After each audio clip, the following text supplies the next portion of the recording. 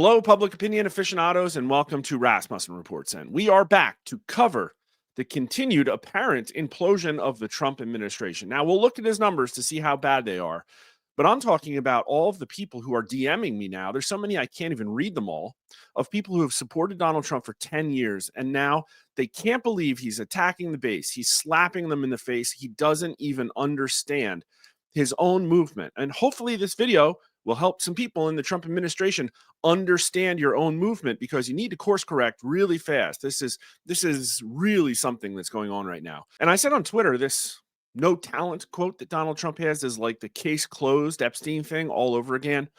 But in my opinion, it's actually way, way, way, way, way worse, because Epstein was about the two-tiered system of justice. And this one, the H-1B situation, is about the theft of the American dream by the oligarchy that I think people are starting to realize Trump actually might be the new face of. And whatever, go ahead, downvote the video. I'm trying to give advice here. I'm trying to feedback as aggressively and rapidly as possible so this can get fixed, so Donald Trump's administration doesn't completely implode and get picked apart by the left. I mean, we are, in my opinion, at a pretty critical juncture. The Republican Party just learned that, yes, it's correct. The Democrat crossovers and independents will not turn out for you if Donald Trump is not on the ticket. And newsflash, Donald Trump is no longer going to be on the ticket, especially in November of 2026. And so you probably got to do something really fast. And what are we talking about? Not Trump's agenda for the next year. Nothing has been floated. We have nothing to look forward to. Like, what is the plan? 358 days, I think, till the next election, and we're just going to sleepwalk into it. It's not going to work. But seriously, though, I said downvote the video. Actually, please like the video. Please like the video, because I'm not getting any love from the Trump administration right now, and yet they still need to hear this stuff. No talent is case closed all over again. And everybody yelled at me about Epstein, and who was right? Who was right? Epstein lost Donald Trump probably about 5% of independent support. He really could have used those people a week ago Tuesday. They did not come out. Was that the only reason? No, probably a lot of it was the demoralization that more isn't being done because your party is terrible. People voted for this administration for action. They want to see it. Before we get into H-1Bs, I'll just show you proof. People really, really, really want action, especially the young people who voted for Republicans, many of them for the first time, and now feel utterly betrayed. Gen Z, this is the people the right likes to use copium on and say, yes, they're the most conservative generation ever. No, they're not. Going into the arms of a socialist, Mamdani, they love this guy. Is it because they like socialism? Well, they kind of do, but really they just want action. Lowest Trump approval, 38%. Used to be 60, but it's 38%. Got down to 35% on election day. But they're the most concerned about Arctic frost, 78% of any other age. They're the most concerned because they're seeing it on the internet. They're actually the ones. When Chuck Grassley puts out a letter, Gen Z, those are the people who read it. Support impeaching Judge Boasberg, 56-27. They don't want conservatism or socialism. They want action, and they thought you were going to give it to them. And not the kind of action that we're seeing on Laura Ingraham. I can guarantee you that. Let's look at, we'll start with the polling this time. We usually put it at the end. Let's start with Trump approval, 45% today, 54% disapprove, -9, the worst of his term. This day is the worst day for Trump approval of Trump 47. Still 79% Republican support, but that's down from like 82, 83 last week. 59% still strongly approve. So the base is kind of holding strong. But Democrat approve of Trump is down to 17. It was actually in the 20s for really most of the term so far. And independents are -17 right now. But look at that approval index, down to 16, -16. Approval index is strong approve minus strong disapprove.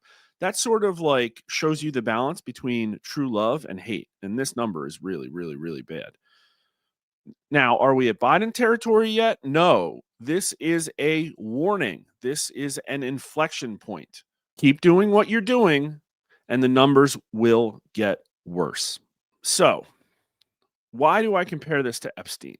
We're going to walk through some polling, okay? Learn about public opinion and how these things work, and why most pollsters can't actually give you the same kind of advice that I can. So H-1Bs has sort of been a major topic, especially since the the Christmas Ramaswamy massacre of 2024 on Twitter. And so we poll on it, and the federal H-1B visa program allows U.S. companies to temporarily employ foreign workers, especially occupations such as technology. Do you approve or disapprove of the H-1B program? And people on the right have to understand the nuance here. People support this program. 67%. People say, yeah, we should bring in the world's best and brightest. We're America.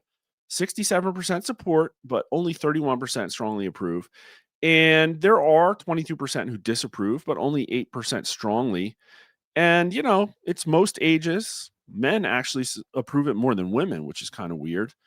And look at the party signal. 64% of Republicans approve of H-1B, but only 24% strongly approve. Democrats really like it. They're really the party of melting pot, and this is one of the main levers. 29% of Republicans disapprove, and independents aren't very far apart from Republicans. So that might surprise you. I would say that this is almost equivalent to the fact that most people really didn't care that much about the Epstein situation. They really didn't care that much. A lot of people said that they were watching it, but not a lot of people were watching it closely. And people said it was important to get the stuff out, but it wouldn't have been that big of a deal, Just like with the H-1Bs for the vast majority of Americans, like they wouldn't know that it's one of the things killing the American dream. They would be like, yeah, whatever. But when you start to dig into it, you understand that there's an aspect of corporate mistrust. And remember, we just put out polling that showed about 70% of Americans think that large corporations have too much power in America. So they know the corporations are the enemies.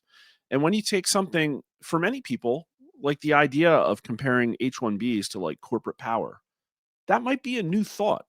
And yet we have a signal here, which is closer to your opinion, that foreign workers are necessary to keep U.S. high-tech industries competitive, or that high-tech companies just use foreign workers because it's cheaper than hiring Americans. Well, America's like, oh, well, duh. They're manipulating the system. It's being gamed. 48% to 38%. And again, not a massive signal, but pretty ubiquitously across the ages, and the party signal is strong. So 46% of Democrats, these are the party of big government, but they also trust the elites. 46% think it's about talent, and 39% say no. But among Republicans, 27% say talent, 60% say fraud, independents say fraud by 5 points. And let's just go to Trump voters to like rub a little salt in the wound because Trump is out there talking about this.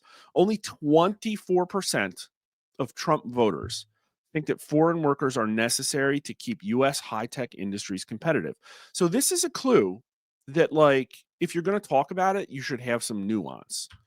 Again, not important to many people, but when the signal is strongest among your base, then you have to pay attention.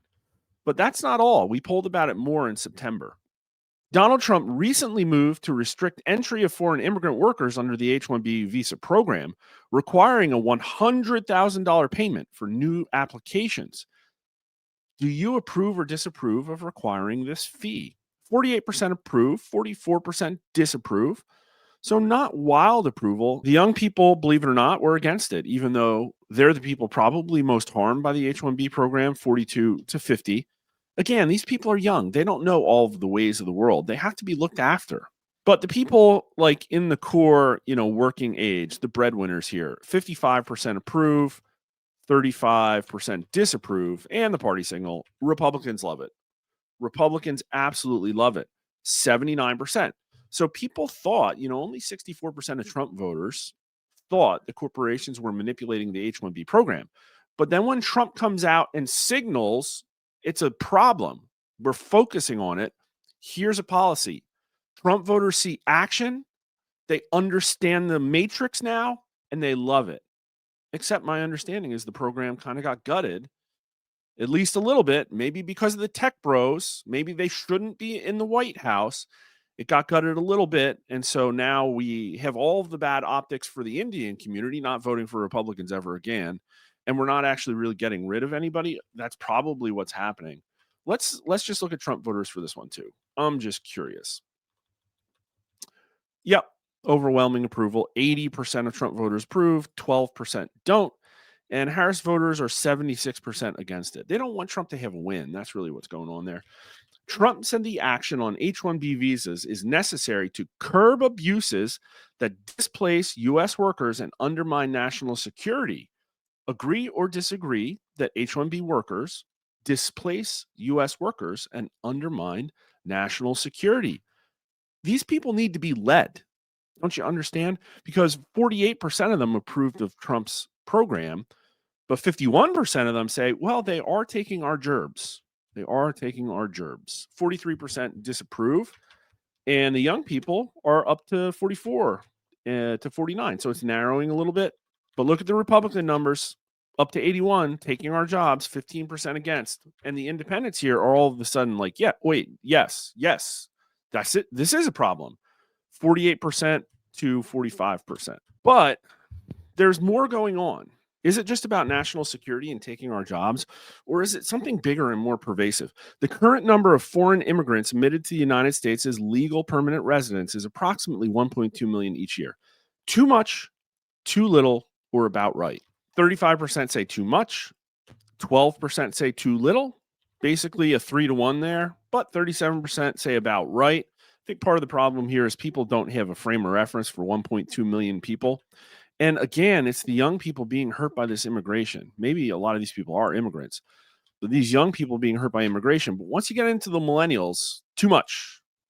40s to 49s, definitely too much. 41 to 13. But Trump's base, 55% say too much. Only 6% say too little. And Trump's out there glazing immigration just last night. His base doesn't want these people here. His base doesn't want these people here. That's because Donald Trump's party is a party of the Americans that have grievances and want them redressed. We are no longer the world's doormat, as Trump 1.0 made quite plainly clear. And as many in the movement have made plainly clear. I've been talking about the death of the American dream forever. This isn't about inflation. It's not about turkey prices, Trump.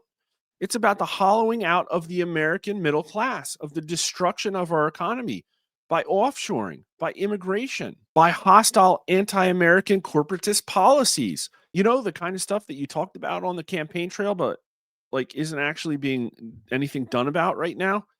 Here's Charlie Kirk from just earlier this year, just a few months ago. This is the social compact breaking down. Everything's breaking down, even trust in the Constitution. We need urgency to restore it. Mass deportations, yes. Okay, we're getting some. Stop the H-1B scam. Wait, that was number 2. Dramatically reduce legal immigration. Yeah, the only person I hear talking about that is J.D. Vance. End chain migration and the visa lottery. Oh, weren't we going to do stuff like that? Build 10 million homes for Americans and crush the college cartels. This is an excellent plan. But the thing is that based on this Trump administration, I look at number 5 and it's like, oh, he's going to give all the business to Bill Pulte. Like, no, we should be training people to build these houses. Get rid of the illegals. Teach the Zoomers how to roof. Like, how hard is this? It should be the new national project. Come out and announce it. Get all of the credit before you even start the program. Give people something to look forward to and a reason to come back to the movement. Build America. Remember, make America great again. That should be the plan. That should be the agenda. Estimated percent of 30-year-olds who are both married and homeowners from 1950 to 2025. Yep.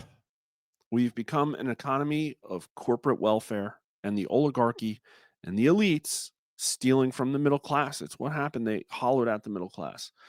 50% of 30-year-olds were married and had a home back in 1950. Now it's like 12%. And that's like including all the rural areas. So people in the city, it's freaking hopeless. They're going to live in a rental shoebox for the rest of their lives.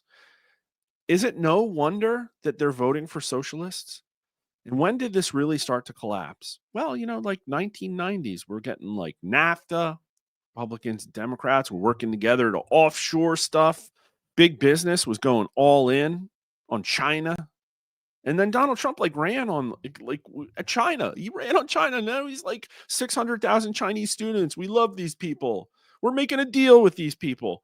Well, yeah, but like 70% of the retail industry SKUs come from China or something. Like, What are we even doing here? This number has literally hit like rock bottom. But anyway, here's the interview. H-1B visa thing will not be a big priority for your administration, because if you want to raise wages for American workers, you can't flood the country.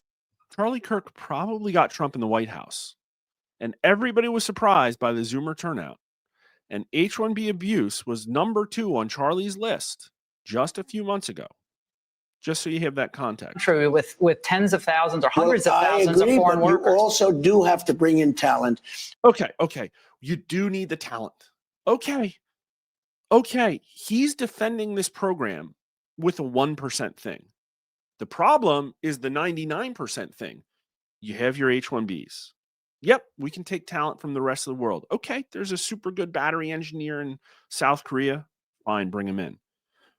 But 99% of America has been screwed by this. I've personally been screwed by this. And he is forgetting them immediately. Most of them are his supporters, forgetting them immediately and saying, no, that 1%. Who is that 1% important to? The corporations, not to you.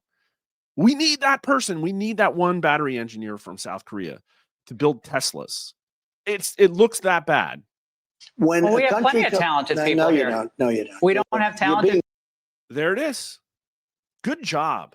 Good job, Laura Ingraham, sticking up for the American people. No, we don't have talented people here. That's the kill shot. He just said we don't have talented people here. This is going to run in every ad by the Democrats. They're going to use this to say, like, look, Trump says we don't have enough. They're probably going to flood the country again, is probably what they're going to do. Unbelievable. I can't believe it.